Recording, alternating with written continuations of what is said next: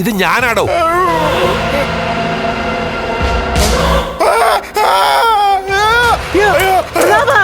എന്താ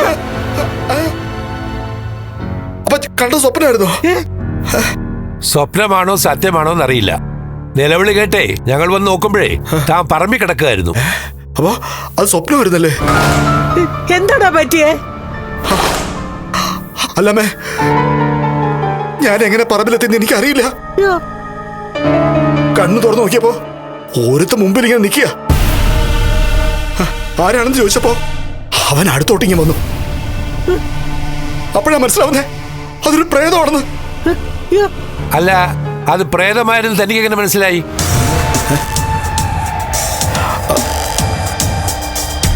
ആരുടെ പ്രേതമാണോ നീ കണ്ടത്?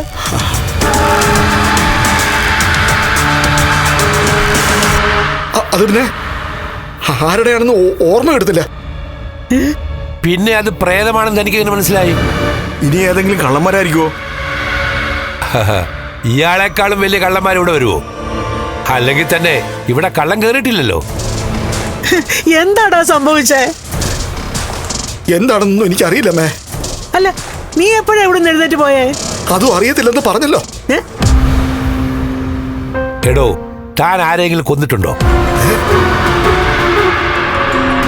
അങ്ങനെ ഉണ്ടെങ്കിലാണ് ആത്മാക്കൾ പിന്നാലെ നടക്കുന്നത്.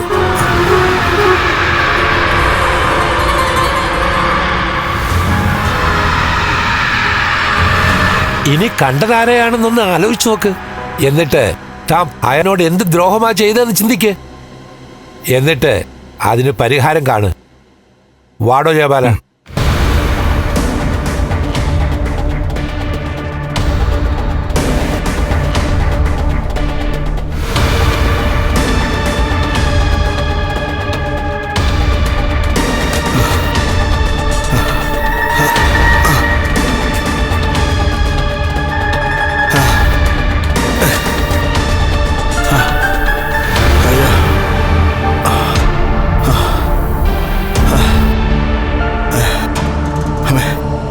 ഇതൊരു പ്രേതാലയമ്മേ.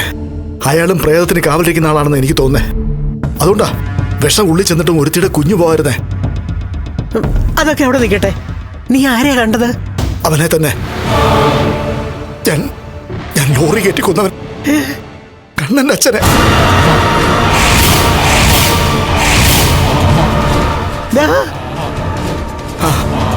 ഇത്രയും കാലം എവിടെയൊക്കെ അരിഞ്ഞു തിരിഞ്ഞവൻ എന്തിനാ എന്റെ പുറകെ വരുന്നതെന്ന് എനിക്ക് മനസ്സിലാവുന്നില്ല. നേരത്തെ ജീവിച്ചിരിക്കുന്ന മഹാലക്ഷ്മിയെ കണ്ടിട്ട് പ്രേതമാണെന്ന് നമ്മളൊക്കെ തെറ്റിദ്ധരിച്ചു. എന്നാൽ ഇത് അതുപോലല്ല, മരിച്ചു പോയവനാ തിരിച്ചു വന്നിരിക്കുന്നത്.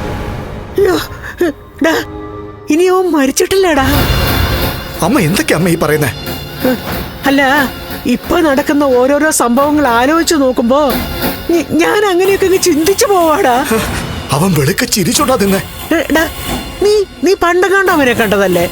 അങ്ങനെയുള്ള നീ ഇപ്പോഴും അവനെ ഓർക്കുന്നുണ്ടോ? ഇതവൻ തന്നെ അമ്മേ. ചത്തവൻ തന്നെയാ മുമ്പിൽ പ്രത്യക്ഷപ്പെട്ടത്. പ്രതാപ,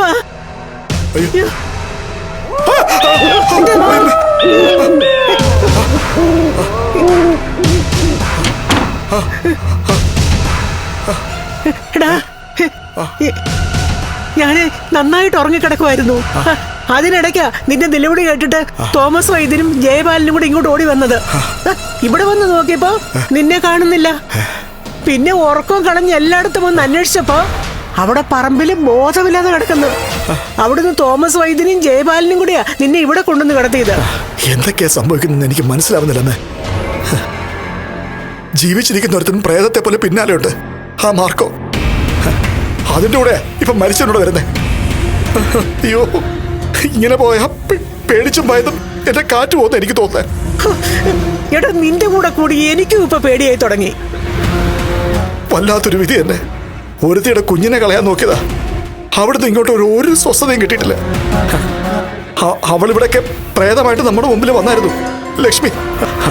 അല്ലെങ്കിലും അവക്കെന്തോ ആത്മാക്കളുമായിട്ട് ബന്ധമുണ്ടെന്നാ എനിക്ക് തോന്നുന്നത്.